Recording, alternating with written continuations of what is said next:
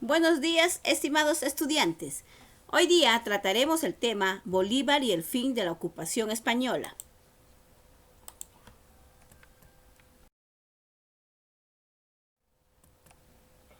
La corriente libertadora del norte. Así llamamos a la invitación a Bolívar para una misión Sánchez Olmedo. Simón Bolívar recibe la invitación de José Faustino Sánchez Carrión y Joaquín Olmedo a nombre del Congreso. El 1 de septiembre de 1823, Simón Bolívar llegó al Callao y fue recibido por Torre Tagle. El Congreso le confirió la suprema autoridad militar política del Perú para luego otorgarle el título de dictador supremo del Perú en febrero de 1824. Tal cargo venía respaldado por las victorias conseguidas en Boyacá, Carabobo y Pichincha, que consolidaron la independencia de lo que vino a llamarse la Gran Colombia.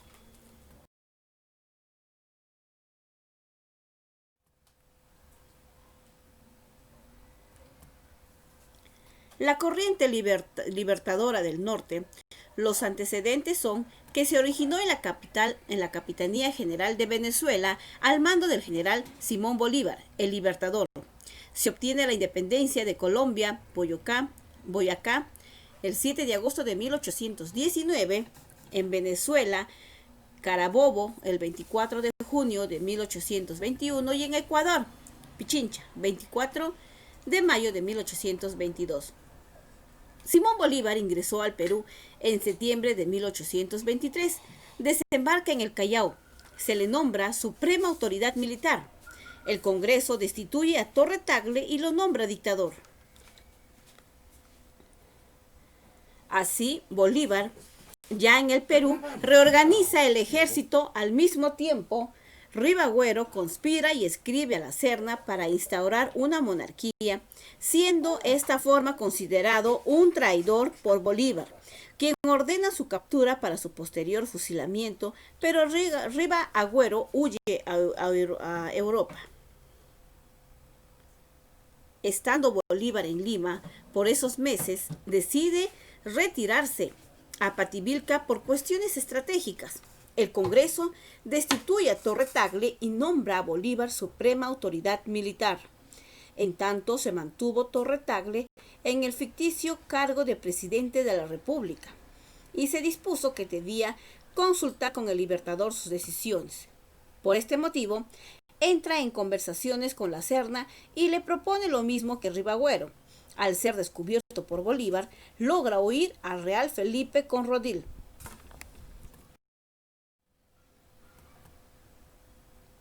El Perú con dos presidentes.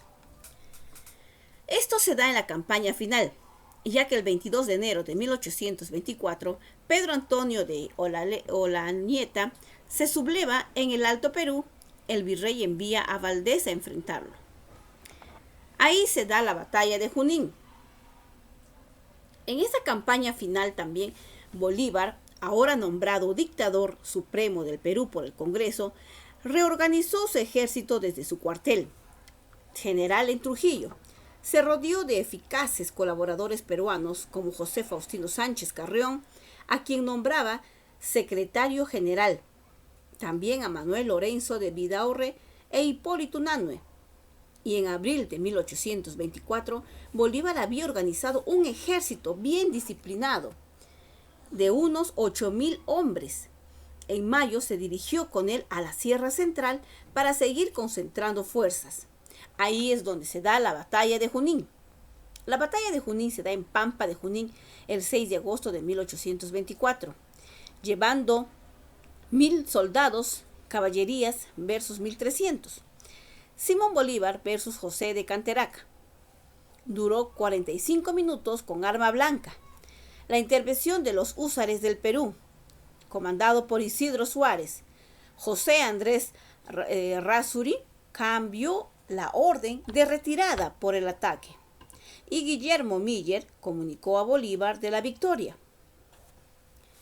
En la batalla de Junín también en Rancas, arengó a sus tropas y el 6 de agosto de 1824, como ya mencionado, los dos adversarios concurrieron en la pampa de Junín. Los realistas estaban al mando de Canterac. No hubo un solo disparo, pues la infantería no había sido envuelta y la artillería se encontraba muy lejos. Se enfrentaron solo las caballerías. Fue una batalla de sables, de bayonetas y lanzas. El triunfo parecía sonreírles a los realistas. Cuando Bolívar ordenó la retirada, pero el mayor Andrés Rasurí hizo ingresar al batallón de los húsares del Perú, al mando de Isidro Suárez, que cambió el giro de la contienda. Bolívar, apenas enterado de la victoria, bautizó a los húsares como húsares de Junín. Canterac tuvo que retirarse al Cusco y Bolívar viajó a Lima. Sucre quedaba al frente del ejército patriota, donde habíamos logrado la primera gran victoria en la denominada Batalla sin Humo. Luego se da la Batalla de Ayacucho, en la Pampa de Quinua, un 9 de diciembre de 1824, o sea, el mismo año. Antonio de Sucre versus José de la Serna. Participaron 5.780 soldados versus por José de la Serna, que estuvo 9.310. Córdoba, adelante, armas a discreción, paso de vencedores, y la Serna fue tomado prisionero. En esta batalla de Ayacucho, nuestras tropas, al mando de Sucre, jefe del Ejército Libertador, y los guerrilleros montoneros, al mando de Marcelino Carreño, se enfrentarían en los inicios del mes de diciembre de 1824 contra los realistas, quienes habían salido de Cusco con todas sus fuerzas. Unos 9.000 hombres, en su mayoría peruanos. Solo faltaba el rebelde Pedro Antonio de Olañeta, renuente al mando de la Serna. La batalla de los generales, o batalla final, se llevó a cabo en las pampas de la Quinua, el 9 de diciembre. La táctica de Sucre y la falta de moral de los realistas determinaron el triunfo final de los patriotas. Fue un encuentro dramático, pues había peruanos en ambos bandos. Sucre aseguró que tuvo solo 300 bajas, mientras que los españoles acusaron 1.600 muertos. La Serna fue capturado y Canterac ofreció una rendición sin condiciones.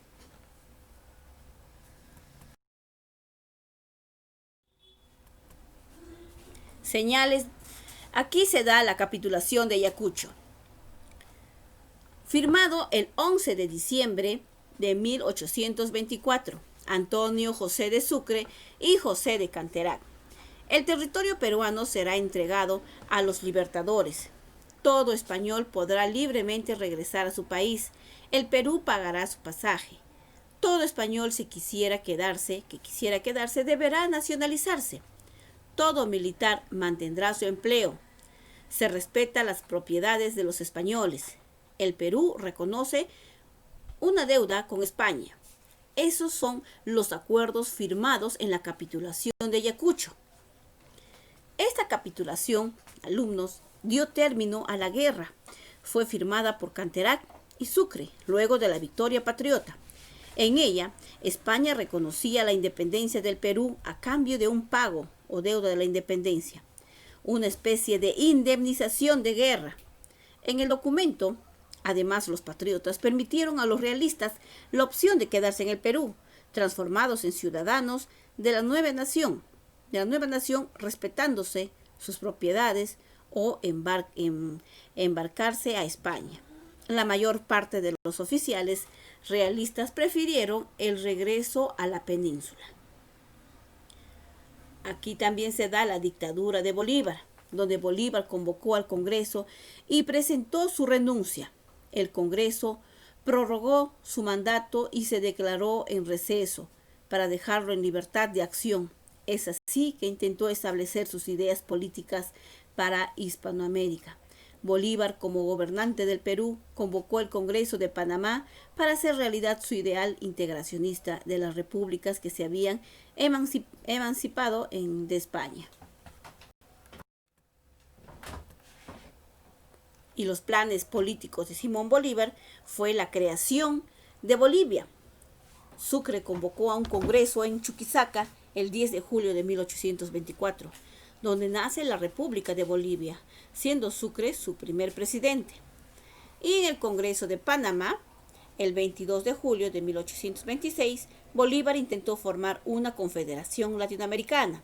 Intentó crear la Federación de los Andes, Gran Colombia, donde une a los países de Venezuela y Colombia, Perú y Bolivia. Intentó formar la Federación Perú-Boliviana. Eso se llama la Federación de los Andes. Al final, Bolívar realiza su retiro. Bolívar encontró fuerte resistencia de los países integrantes a raíz de la anarquía que había aumentado en la Gran Colombia. Tuvo que dejar al Perú el 23 de septiembre de 1826. Antes de partir, nombró un consejo de gobierno presidido por Andrés de Santa Cruz, quien promulgó la Constitución vitalicia a la que pronto se opusieron los liberales, que lograron su abolición a inicios de 1827.